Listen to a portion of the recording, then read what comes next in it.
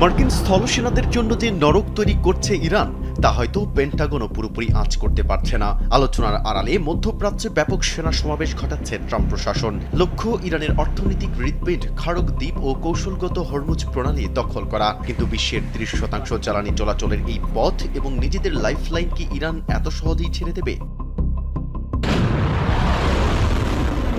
গত ২৮ ফেব্রুয়ারি থেকে শুরু হওয়া মার্কিন ইসরায়েলি বিমান হামলায় ২২,০০০-এরও বেশি বোমা পড়ার পরও ইরান দুর্বল হয়নি, বরং মার্কিন পদাতিক বাহিনীর জন্য তারা এমন এক মরণ ফাঁদ পেতে রেখেছে যা যে কোনো সময়ে মধ্যপ্রাচ্যের মানচিত্র ও বিশ্ব অর্থনীতিকে চিরতরে বদলে দিতে পারে।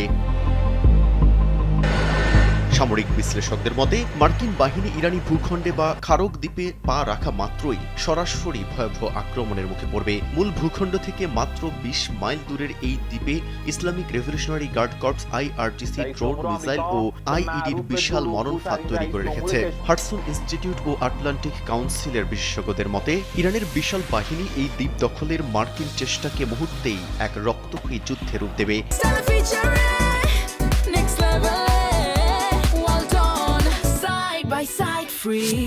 ইরানের মূল লক্ষ্যই হল মার্কিন সেনাদের হতাহতের সংখ্যা জ্যামিতিক হারে বাড়িয়ে প্রেসিডেন্ট ট্রাম্পের জন্য দেশের অভ্যন্তরে চরম রাজনৈতিক সংকট তৈরি করা। স্থল অভিযানে পরিণতি কেবল রণাঙ্গনেই সীমাবদ্ধ থাকবে না, এর চড়া মূল্য চোকাতে হবে আমেরিকার মিত্রদেরও। মার্কিন আগ্রাসনের জবাবে ইরান পারস্য উপসাগরীয় দেশগুলোর সংবেদনশীল তেল শোধনাগার, বিদ্যুৎ কেন্দ্র ও পানি বিশুদ্ধকরণ প্ল্যান্টগুলোতে বিধ্বংসী হামলা চালাবে। ট্রাম্প জ্বালানির মূল্য বৃদ্ধিকে সাময়িক বলে উড়িয়ে দিলেও আন্তর্জাতিক জ্বালানি বাজারের গলায় ফাঁসের দড়ি শক্ত করে বৈশ্বিক অর্থনীতিকে অচল করে দেওয়াই তেহরানের অন্যতম প্রধান কৌশল।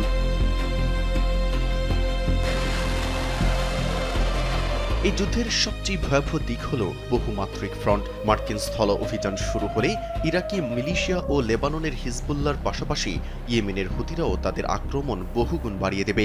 শুধু হরমুজ প্রণালী নয়, হুতিদের কাজে লাগিয়ে ইরান বিশ্বের ১০% জ্বালানি চলাচলের পথ বাব আল মান্দাব প্রণালীও পুরোপুরি অবরুদ্ধ করে দেবে। এই দ্বিমুখী সংকটে পড়ে যুক্তরাষ্ট্র ও ইসরায়েলকে একই সঙ্গে দুটি ভিন্ন ফ্রন্টে লড়াই করতে হবে, যা তাদের সামরিক ও লজিস্টিক সক্ষমতাকে চরম পরীক্ষার মুখে ফেলবে।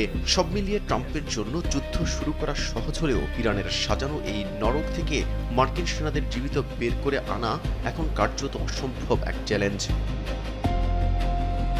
মেহেদী হাসান, কালবেলা।